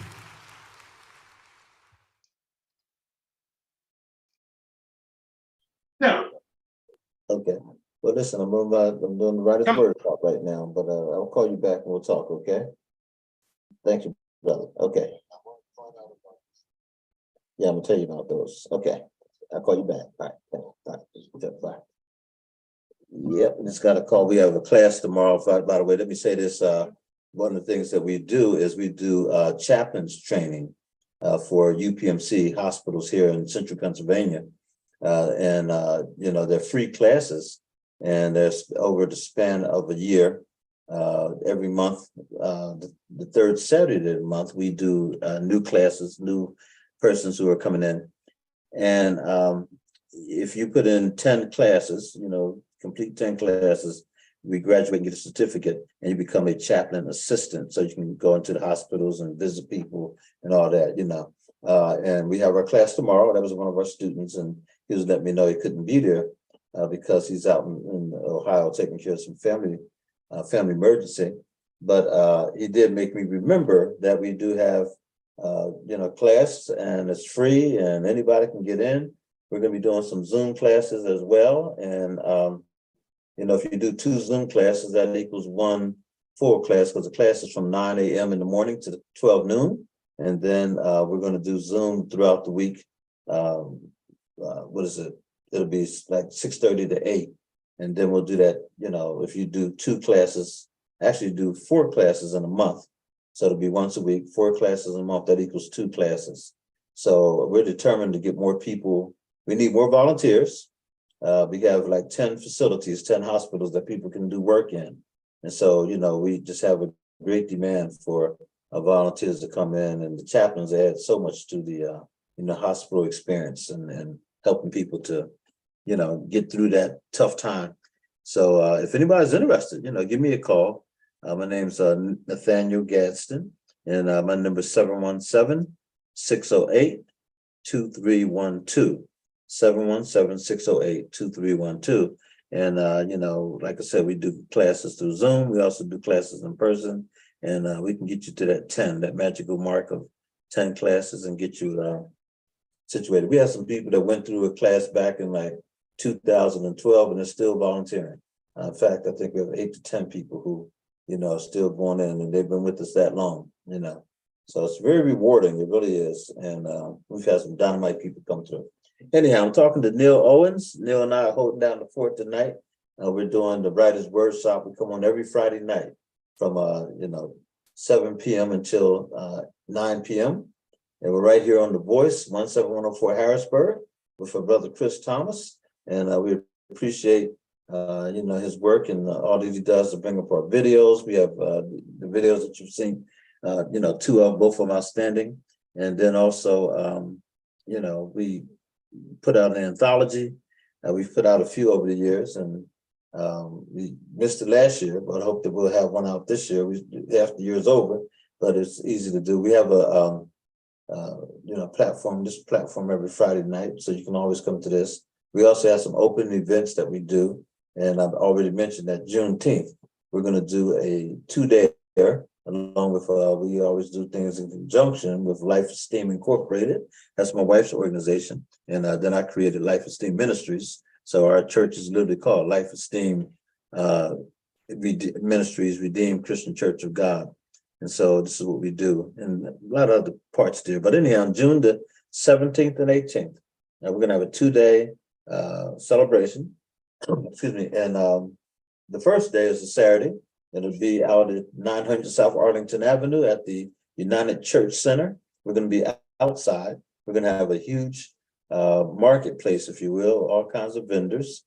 And we're going to have Mafelda Thomas, who is a stilt walker. And also, a stilt walker. She's like way up in the air when she comes through, and she dances. She don't just walk, she dances. And since it was published in the article, I guess I can say it, she is now 59 years old, and she may have just turned 60, and she's still doing stilt walking. She was our guest presenter back in December, and she danced all over that gym. And it's like, woman, you are 60-something years old, that limber, that kind of energy. She does African dance. She does it all. She will be leading our arts and crafts, and she also is going to be teaching the class on stilt walking. She has these stilts that are like maybe 2 feet high, and then you can get on them, and she'll show you how to walk. She said that's literally how she started. Said she was in a crowd, and this gentleman pulled her, said, let me show you. And he was down in, I think, what did she say, Jamaica, someplace. And she said, and he was doing stilt walking, and she said from that moment on, she decided, I can do this. And she's been doing it ever since. So fascinating stuff. And she was a grown woman at that time. She was like, I think that was 20 years ago, something like that. And she said, 20 years ago, I started stilt walking, and she's done it in Paris. She's done it in New York City. And she's a fashion model. And in fact, in Madison Square Garden, they had a huge woman, frame of this woman dancing on stilts, and that's her. And she's dressed in all yellow, had a big yellow hat. Hello, Lazille. How you doing? Hi, I'm fine. Good seeing you. Glad you joined us. Yeah, this brother Neil's on with us as well. Yeah, how you doing, Zell? I'm good.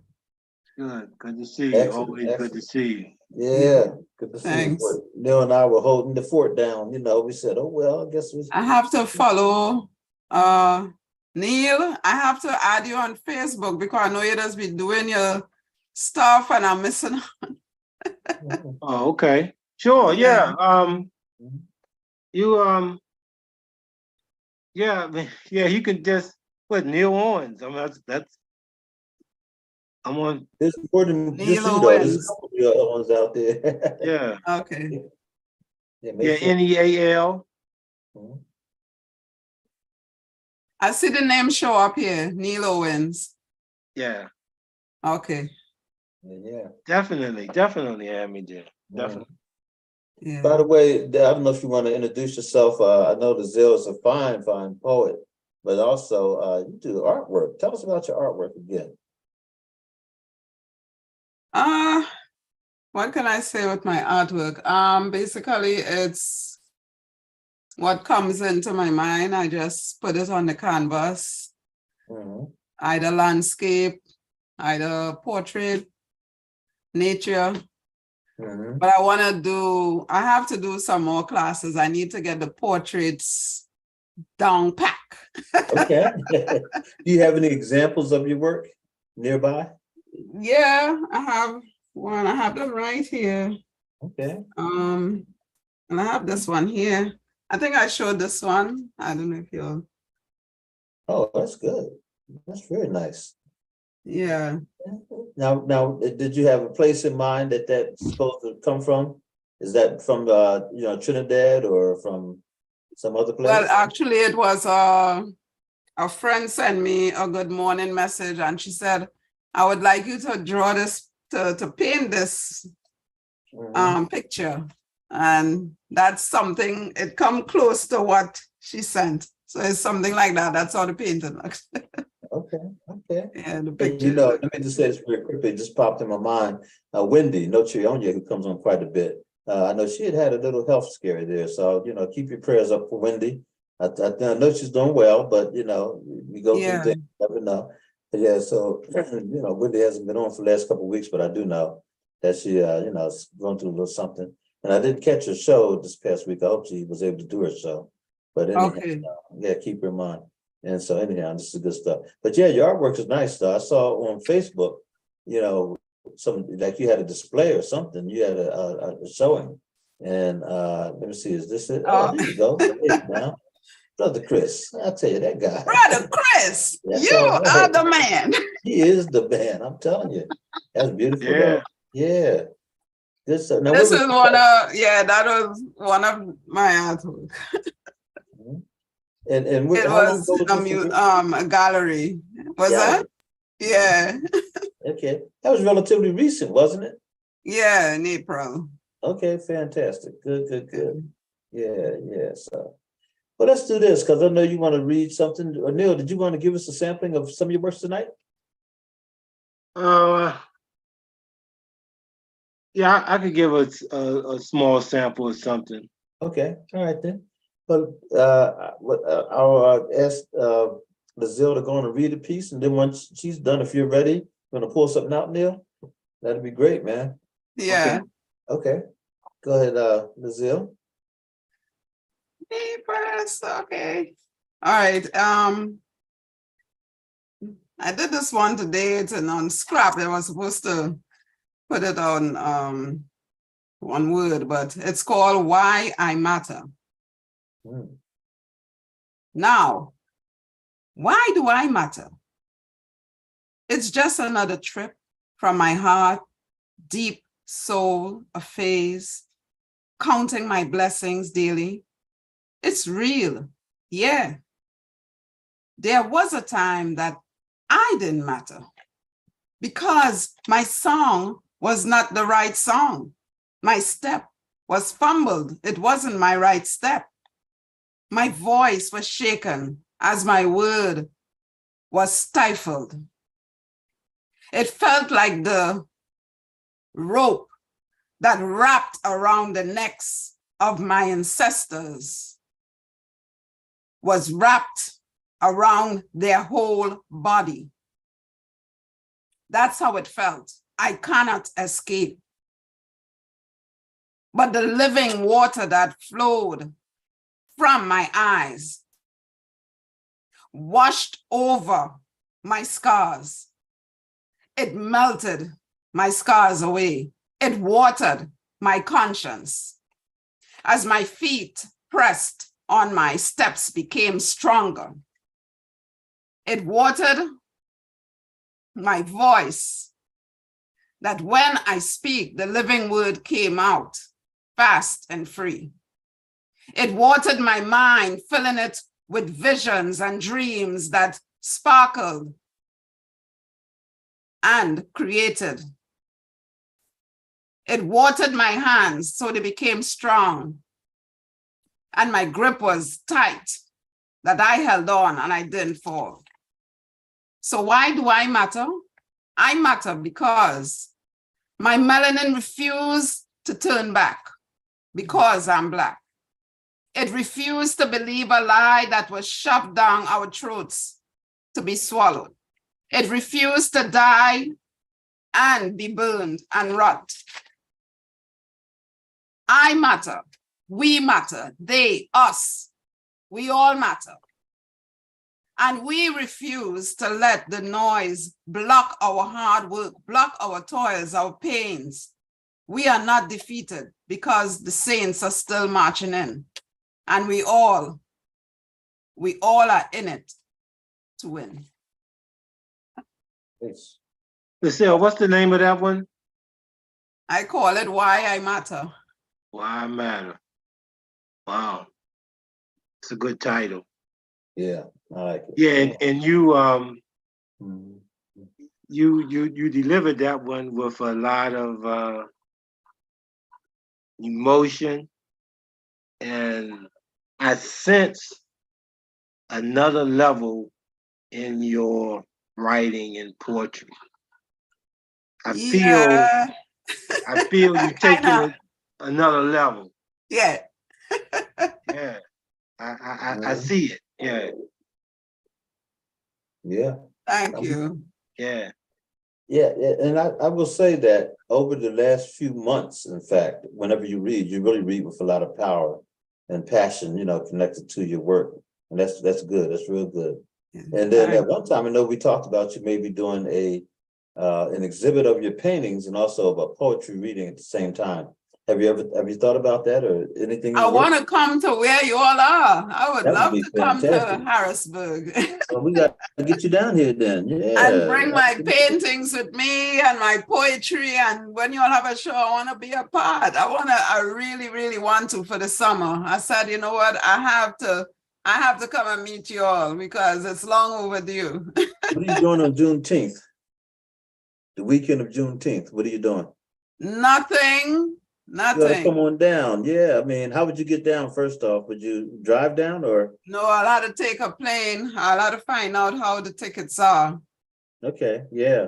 Or even we just took a train up there. We came up to see Michael Jackson to play, and that was They excellent. are, We took a do train. they have train running straight to from Yes. here? I don't know. Yeah, they do. Straight to Harrisburg. Yep. Really? Yep. Mm-hmm. That's The what we only did. thing with me is I kind of scared with traveling by myself, but I said other people will be on that Oh bus. yeah. The train is it's really relaxing. It's comfortable. No one bothers you. I mean, yeah. And I see a lot of people travel by themselves. They have to, and it's a direct shot. So you come out of Penn Station and go directly into Philadelphia. Then from Philadelphia, it has all these different stops along the way. In New York, you stop twice in New Jersey, and then you come into Philadelphia. Then you go to Ardmore, this place, that place, and little stops along the way. And Is it a day ride or? Yeah, it takes you it took us I think it was 3 hours. Yeah, I think it was 3 hours. Oh, great. Well, I will definitely come and visit. I will pack my stuff up and come out there in Harrisburg. Oh, now I'm telling you, that would be fantastic. We'd love to. That would be excellent. Now, Ned, how you doing? You're muted. You're muted. You're muted. I'm doing okay. I Here can't you go. All complain. right. Yeah. Yeah. Nazil was talking about Huh? coming down, visiting Harrisburg, Oh, okay. bringing her paintings and her poetry. What date? Well, we're thinking about. Well, I wouldn't mind coming for the Juneteenth. Do you all have celebrations then? Oh, yes. Yeah, we're having two things going on, with the Writers Workshop, but there's a lot of stuff happening all throughout. But we're going to do something that Saturday, and and then also that Sunday, and the Saturday is going to be an outdoor event at 900 South Arlington, and then Sunday will be at the State Museum, and we're bringing in Mafelda Thomas from Philadelphia, who's outstanding. She just does great work. She's What coming date in is that his Saturday. What That'll date? be the 17th and 18th of June. Oh, 17th will be at 900 South Arlington. Father's Day. Yeah, Juneteenth and Father's Day. Yep. Okay. Actually, Father's Day and Juneteenth fall on the 19th. Yeah, But they're, that's a Monday this year. right. And so we'll be doing the Saturday and Sunday, the 17th and 18th. So the Monday will be the holiday. Yeah. The Monday. Okay, because I was saying if I could come like early Saturday morning and spend, I'll have to just get like a place to stay, like a hotel, wherever, somewhere reasonable to stay. Oh yeah, we could help you find that. It's easy. Yeah. Yeah. And, it would be, and then we could give you transportation where you need to go, so you don't have to worry about, all that kind of stuff. We could hook you up. Dr. Dan, I understand, has joined us. So Dr. Dan is always invisible. How you doing? We hear his voice. Hello there. Evening. How you doing, sir? Thanks. How about yourself? I'm So doing great, Nate- thank you. Yeah. Yep. I just finished that poem, by the way, so when it comes time, I'll read it. Okay, well, great. Okay. I just wanted to know the time on the 18th. Yeah, the 18th will be from 12 until 4. Oh, 12 to 4. And the 17th will be from 12 to 6. Um, Yeah, the 17th is outdoor event, the 18th is the indoor event. at the museum. Yeah, and we hope that you're able to join us and do your magic. Oh, I don't know, because we had planned to go down to my daughter's on the 17th. Oh, And- nice. Okay. Okay. So- Yeah. You said down to where's your daughter live? Oh, she's in White's Plain, Maryland. Oh, nice. White Okay. Plains, yeah. Yeah. Good stuff.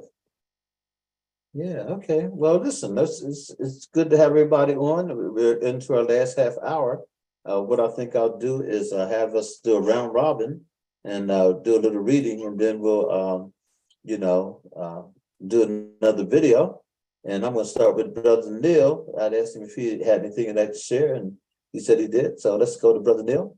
And then Nanette, did you have anything you'd like to share? No, Okay, all right. Dan does, so we'll go to Dr. Yeah. Dan after Neil. And All then right. Lazille, if you have another piece you'd like to do, we can have you do another piece. Okay. All right, Brother Neil. Yeah, this is a scene from Mirrors of Life Part 2, The Fight for Political Power. Okay. While the children were in South Africa, Yvonne was in Chicago for a political event and boarded the L train for the experience. The ride passed homes that she could almost touch as if the windows were open. 2 teens boarded at the 4th stop. Both wore oversized black jackets with hoods trimmed with fake fur, baggy jeans, and untied buff-colored boots. As they walked toward where Yvonne was sitting, the elderly white woman who sat across from her on the other side of the aisle clutched her purse against her. The shorter of the 2 teens looked at the woman and smiled. "All black teens aren't thieves," he said, and the 2 sat facing Yvonne. Frowning, the elderly white woman turned toward the window without relaxing her grip on her purse. Yvonne smiled at the teens. "Hi, how are you?" "It's all good," they replied simultaneously. "Shouldn't you be in school?"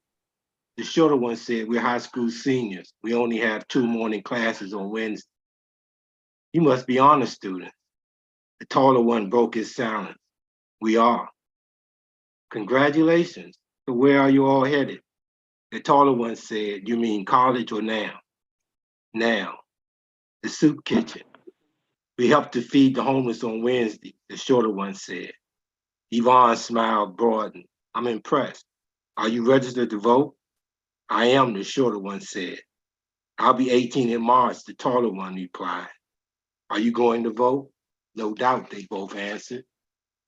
Then the shorter one said, "We can't let that racist win again." Yvonne nodded and asked, "What college are you attending?" The shorter one said, "I'm going to Texas Southern." "Prairie View," the other one said. "This is our stop. Nice to meet you, lady. Peace out," the taller one said. "Stay safe," the other one said. "Thank you. Stay safe," she replied. That's a scene. And as you see these 2 guys who look like hoodlums, who look like thugs, actually scholars. They're actually honor students. They go to college. The white woman saw them and immediately she thought that they were thieves and she grabbed her purse. So that's just the image of like looking and you seeing and thinking, okay, they some hoodlums because they dress that way. Because they got on the shirts and you seen them with the baggy jeans and the overcoats and they got untied boots, Timbs, but they are scholars. They're smart kids. They're going to the soup kitchen to volunteer. So that's just a piece there that I wanted to put in there for, not only that, they also focus on voting and point. I'm Yeah, glad that's a you piece did that. Yeah, because we do that to our people, Yeah, we do. Yeah, We do. Dollars, you look like a football. You look thug, Yeah, okay. You look at them and think immediately that's what you think. Oh, they, because that's the way they look. But that's not that. So that's what that piece was. Good stuff. Good stuff. Any other comments? Anybody else want to jump in? Well, yeah, because I guess it's getting rubbed off on sort of like everybody, because I mean, if I'm in a store or something like that and I see, some guys or, a guy maybe coming towards me or looking, I'll, pull my purse to me or something like that. And even I notice when white people, they have their pocketbooks in their cart and they see me coming towards them, they immediately pick their pocketbook up and, put it to them or something. But it's sort of like something that happens. Yeah. That happens, yeah. Yeah. Back in the day, Jesse Jackson even said, I got to be honest with you. He said, I'm walking down the street. I see two black guys, young black guys coming towards me. He said, and I'm thinking to myself, these guys are going to do something. He said, and that's the sad reality. You see two white guys, he said, I don't even think about them. He said, these two black guys coming towards me. But that's how we've been conditioned to feel about our own people. And Jesse said, a lot of folks won't admit that, but that's the truth, And that's why I tell young, no matter what we do, they're going to typecast us anyhow. But a lot of times you see our grandson was he was graduating from Mansfield University at the time. And, he was coming down from Mansfield. He broke down right around the farm shop. And so when we went to pick him up, Pat and I, we get over there and he had on, the hood and this and that. He just looked like someone stepped right off out of the streets, and you'd have never known. This guy was coming from Mansfield University the whole bit. And Pat reacted immediately. She's like, well, you Justin kind of tough there, aren't you? Whatever. And he just kind of laughed, but he's a college student. This is how you roll. But when you get out here in the streets, people have a perception of you. That's just the truth. So that's a good piece, Neil. Yeah. Good piece, man. Yeah. That's why I say we need to have our writers write, because we can think of stuff like that. Other writers, they don't understand the meaning of that. Let's go to Dr. Dan. Dan, I know you said you finished your piece. Would you like to share that with us? Yes. I mean, I'd started some of it last week, but I have the whole thing up now. Okay. Oh, great. It's called Criminal Justice Reform for Wrongful Convictions. Frequently, when so-called justice occurs, the wrong persons end up behind bars. Actions must be taken on this matter to discontinue its going too far. The whole problem has one very true source: a botched system of enforcing the law. All elements therein need lots of work, with the extent of distrust to start at thaw. In order to end wrongful convictions, a new system must be put in place. One where incompetence, willful or not, gets consequences that hit in the face. First, there are those lackluster detectives for police forces in many places. They must be dismissed from the profession, thus relieving it of all disgraces. Unscrupulous prosecutors are next. These types of attorneys are a real pain. Disbarment is what these persons deserve. May their lives be rightly flushed down the drain. Crooked judges should get comparable fates for sending innocent people to jail. Removal from the bench truly works best as punishment for preventable fails. One must also account for the jurors, those who provide verdicts at trial's end. If their acts lead to wrongful convictions, ban their service. That's the message to send. State, county, and local governments must play a critical role in this game, providing funds to the mistaken convicts, helping such persons reclaim their good names. These same entities mentioned earlier must create preventive legislation to ensure that no wrongful convictions ever lead innocents to devastation. This is my take on this controversy, which is an inexcusable matter. Perhaps the actions I've outlined here could leave blameless lives so much less shattered. Good stuff. Yeah, very good. Yeah, what's the name of it again, Dan? It's Criminal Justice Reform for Wrongful Convictions. Okay, cool, good. All right. Nice. The inspiration from what was what's that individual's name who comes to read from time to time? The one who was that actually happened to? Deontay Ricks. Yeah, that's right. That's him. Yeah, so that was the inspiration from. So last Saturday, we sponsored the African American Christian Men's Association. And, through we were supposed to be at Harrisburg University of Science and Technology. And I want to thank Brother Brian Humphreys for setting that up for us. And that's a beautiful facility, by the way. But we get there and guess what? They said, you can't do it. You can't have it here. And they said, well, now on Saturdays and Sundays is only for graduate students. Brian works there. He's a major, administrator there. And they just locked him out. So, it was quite a mess. So anyhow, we took it over to our church and just put it out on Facebook. Thank God for Facebook, and told everybody about it. And we had Latasha C. Williams, who just won the primaries for Common Pleas judge for Dauphin County. And now she's going to go against the Republican candidate in the fall. And then Keontae, they did a heck of a job. So if you get a chance to go to my Facebook page, just Nathaniel Gadsden, and you'll see, the work. There they go. You'll see the work they did. Go. Thank you, Brother Chris. The work that they did. They both gave very good presentations. And then this was a question and answer session where they sat down and we just had people, throw questions at them. But it was really, really well done. And we had a good turnout, based on, people having to, switch up and all that kind of stuff. So it was great. And then we had the pre-Mother's Day celebration out at the Colonial Park Mall. And that was absolutely packed. So if you go on my Facebook page again, you'll see, pictures. I don't know if Brother Chris can pull up something, but there you go. There we go, yeah. And hats off to Nicole Wilkerson, who's our events coordinator. And she really laid this thing out. And throughout the day, it was, they did face painting, they did, bingo. We had vendors. The food was off the chart, by the way. Thank you, Denise Liquors. And then also Giant Foods was one of our sponsors, along with Aetna. That's Aetna Insurance. I think okay. And anyhow, but they came in and gave free hot dogs and sodas and chips and all that. Plus they set everything up. The sister here, she's dynamite. The one that's standing up. She has her own thing. Those are her children, in fact. At least the young man is, I know. But the vendors were out of sight, and just everything went very, very well. And the mothers just kept coming. There's a constant flow of people in and out, and it was really, really, really nice. So Nicole got a lot of gifts that she gathered up, and we were able to give away a lot of gifts with the bingo and all that kind of stuff, And so those are the workers from Giant Foods, by the way. They came early and set everything up.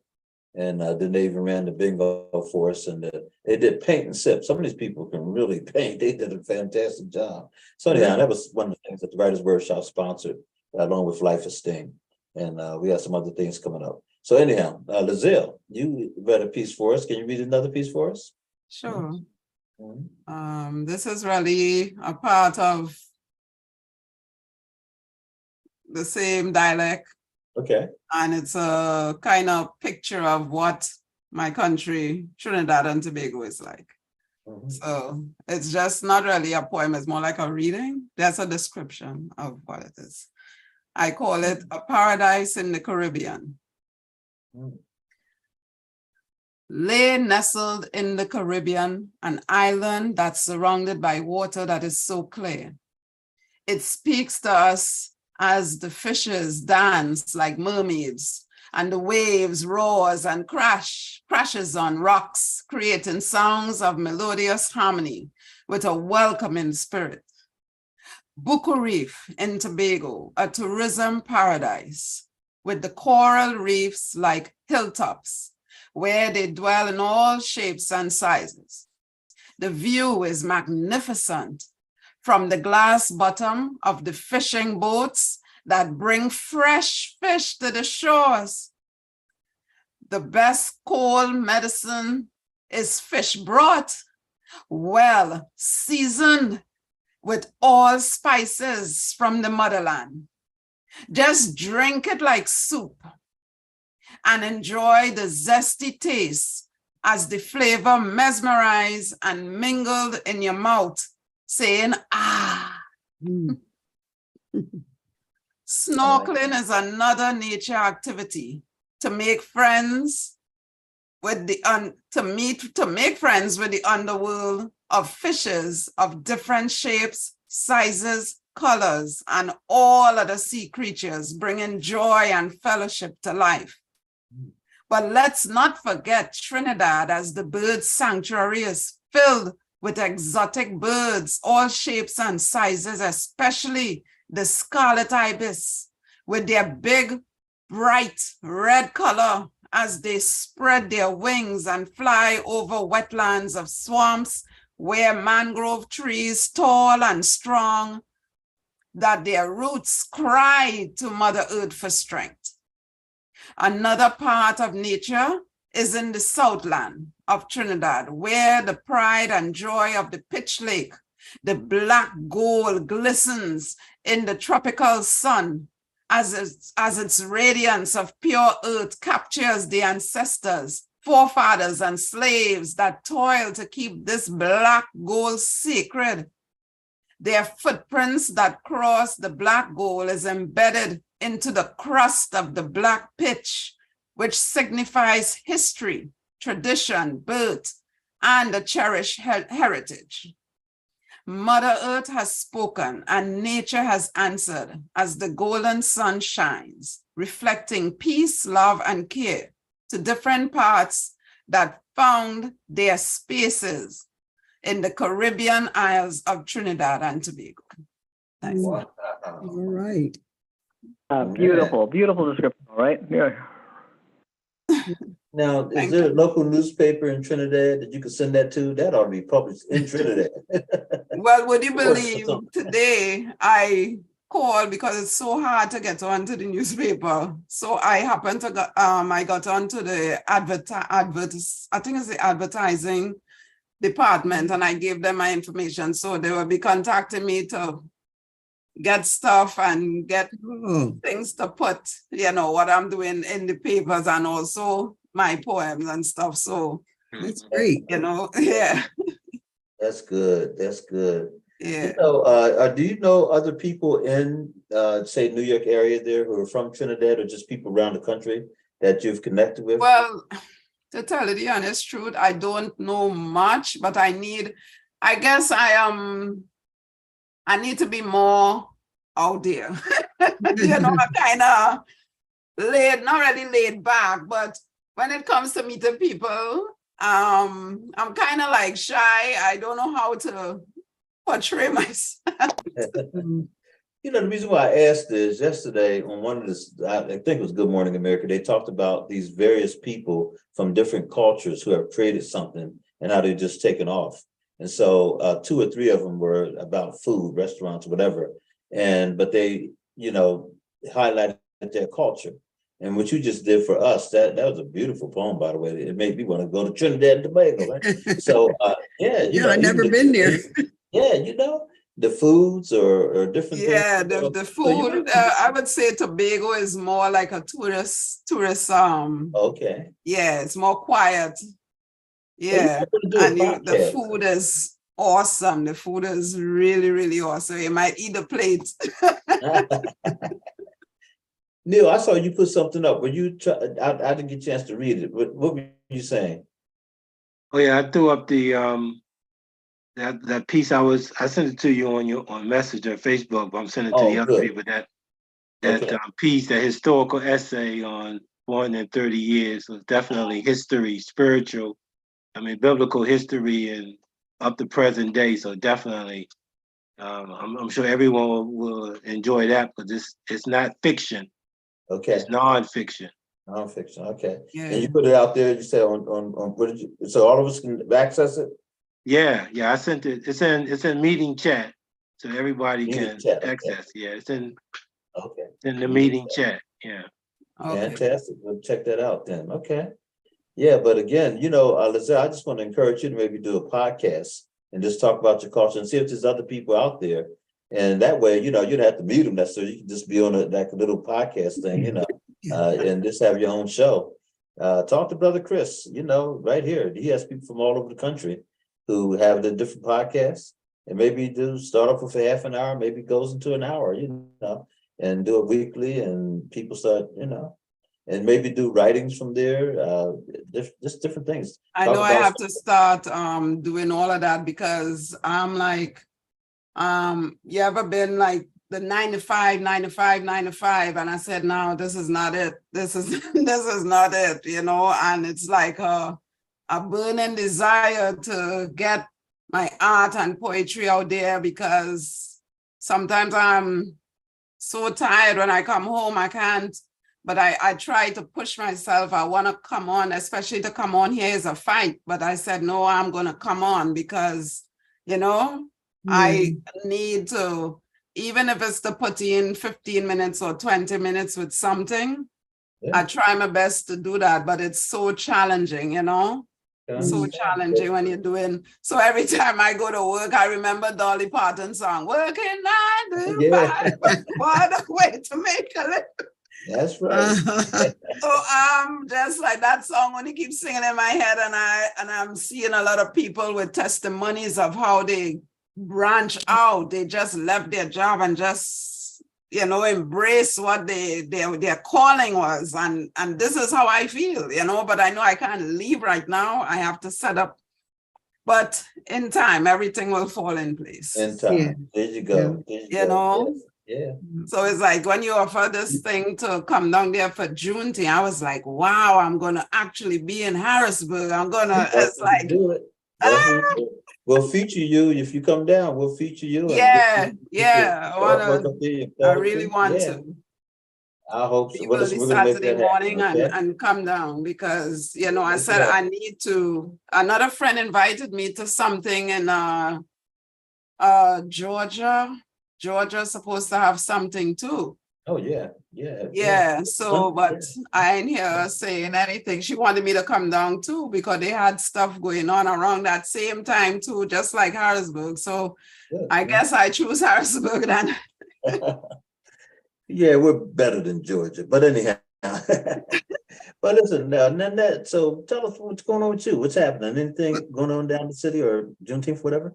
Well, I do have this one announcement that I picked up today. I don't know if you heard about it. Stop the Violence, a 5-day speakers to stop the violence at Reservoir Park from the 21st to the 25th from 9 to 4 daily. And the master of ceremony is going to be Eric Jackson, and they're going to have music by DJ Godfather. Wait a minute, from 9 to 4 daily? Daily, from the 24th to the 25th to the 21st to the 25th. 9 a.m. Of May or June? June. Oh, June, okay. Yeah, it's free to the public, free food and games for the kids. You know Ricky Banks Jr., CEO? He's a blind guy. Oh, yes. Well, he's going to be doing this. Okay. Blind Justice. Yeah, there's another gentleman who he was sitting right behind us at the symposium that they did for the chokehold, which was well done down at St. Stephen's church. And so he is really, I think he's the guy that's kind of, anyhow, he's one of the principal organizers of that. And I think he's the one putting money behind it, but he started telling us all about it, and they'd already passed out the flyer. So that's ambitious, from 9 to 4. Yeah. At Reservoir Park for 4 days. There it goes, right there, blind justice. Yeah. Yep. 5 days of speakers to stop the violence. 21st to 25th. Yeah. 9 a.m. to 4 daily. Sure is. Yeah. And Eric Jackson's going to be the MC. Yeah. Wow. DJ Godfather, he's always good. Yeah. Well, these guys are putting in some major time here. Wow. Okay, well, we got to support though. We definitely got to go out and support. Yes, indeed. So we'll make that happen. Yeah. Good. Yeah, and then Acacia Brown is going to have some kind of community day on June the 3rd, a block event, 2nd and 3rd in Burbank from 10 a.m. to 6 p.m. Okay. And they want vendors and stuff. I saw him at the market today. Oh, okay, good. Yeah, he came out to our events last Saturday, and he was, telling us about it. That's good. That's real good. There's so much going on. By the way, I just received, as I was leaving work here, I discovered that UPMC put out a long list of area Juneteenth celebrations, and send them our stuff right away. I'm like, oh, I know they were doing this. And so anyhow, hopefully they'll add us to that list. But yeah, there's a lot going on. Yeah, And I was shocked to see that, but I'm glad to see it. You know, everybody can't go to everything, but we have a right. lot of different options though. That's a good thing. So I'll try to get that list. I will get that list and I'll try to share it with everybody, you know, get it out to you. Yeah, so all right, well, let me Yeah, see. you know, I just came back from a 9-day cruise. Oh, I forgot about that. Yeah, how Yeah, was I it? just came back from a 9-day cruise. I enjoyed it. We had fun with Mhm. Millie Robertson and Jesse Alfonso and Connie. Where did you go? We went to Bermuda, we went to Labradise, Hades, La Roma, and Puerto Plata. Those are nice places Oh, yes, very in much the so. Dominican Republic. Yep. Yeah. So So you what were I'm on doing the now, Royal Caribbean? huh? Royal Royal Caribbean? Caribbean. Yep. Yep. Yeah, we did that cruise. That's a beautiful cruise. Already booked for next year. Go ahead now. And this is what I'm doing right now. What is, oh my goodness. I'm babysitting this dog. My son leaves. My son's in Florida and his family. They taking a cruise tomorrow. Oh, My fantastic. That's my great. granddaughter graduated from the nursing school of Miami, University of Miami. Nice. So they're going on Congratulations a to cruise her. tomorrow, and I'm babysitting. All right, go ahead now. Better you than me. I'm a Yes. dog person. I'm not a dog person. I'm sorry. Hey, listen, I'm gonna ask Brother Chris if he can bring up the last video for tonight. And you know, I really appreciate y'all coming on. And we've had 2 outstanding videos, and let's see what we have here. Here we go. There you go. Go down. Free flow. Take 1. Number 1. Free flow 1. I have been crucified with Christ. So it's no longer I who live, but it's Christ who lives within me. See, I have been crucified with Christ. We say this a lot, right? But the truth is, sometimes all of us hasn't died, placed ourselves on the altar for him to get his glory. See, sometimes we desire for us to be the ones who get to tell the story. And sometimes we desire for us to be the ones that get to take his glory. And in reality, we haven't died. It is no longer I who lives, but it's Christ who lives within me. And can I tell you the truth? Sometimes I see what I just said inside of me. I see Egypt. It's looking for freedom, but it can't yet find it because it's decided to be its own God. And it's time for us to choose. We must decide, and not just we, it's you and I. I'm speaking to all of us, that we must die. That when we say it's for his glory, let it really be. And when we say that it's for his story, may we really represent the king. That it's not about us, that we don't wear the crowns, but we really lay them down for him. So today is the day to decide, will you die? See, this life ain't ours to live. It's Christ. And so today, we must decide. Oh, okay. Truth. Yeah. I like that. Yeah. Yeah, sweet to the point. Very, very good. Yeah. Interesting. Thank you, Brother Chris. Knocked it out the park. Each one of those were really good and thought-provoking. Last words for the day. I know, let me see, what time is it, by the way? I gotta Do put we my have time for Dan? I think Dan had another poem. Do we have time for it? Dan, did you have another poem? Yeah, it's like 6 of or something. Okay. Yeah. Sure, another one if you like, sure. Okay, good. Okay, I'll just move here, scroll up to an earlier piece in this case.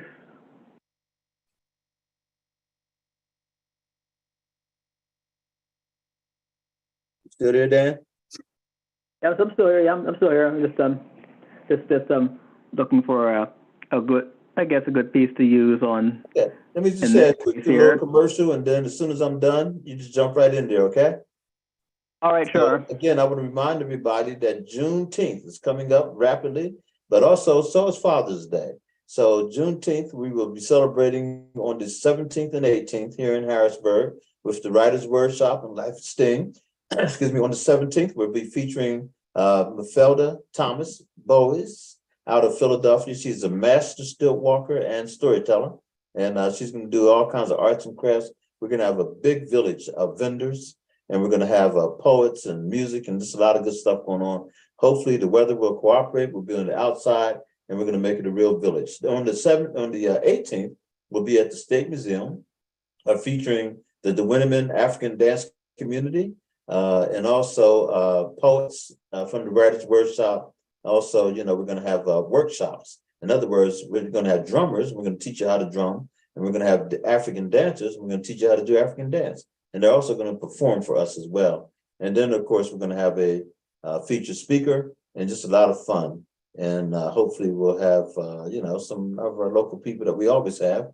That brings the thunder, and that's Swanson. But anyhow, so that's what we're doing. And I just found out we may have a special guest from New York by the name of Lazille Powder, who will be coming down with her artwork as well as her poetry.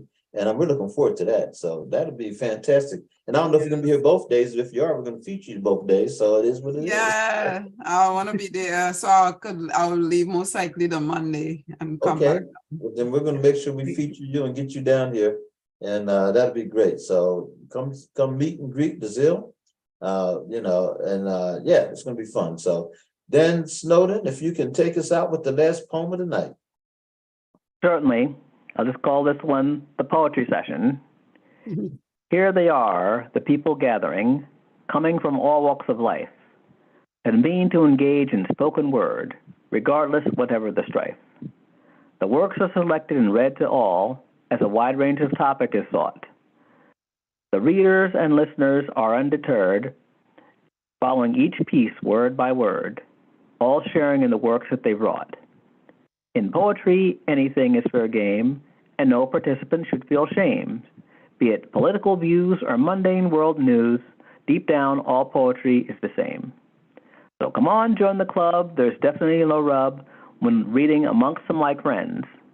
The poetry session could potentially be, without question, an event where creativity never ends. Thank you, my brother. That's a perfect ending for the night. And I want to thank everybody. Certainly. Still, Nanette, Brother Neil, and also Dr. Dan. Thank you all for coming on. And for anyone who's watching this broadcast on Facebook Live, thank you for watching this broadcast. And whatever you do, like it and share it. And we'll see you all next week. Okay?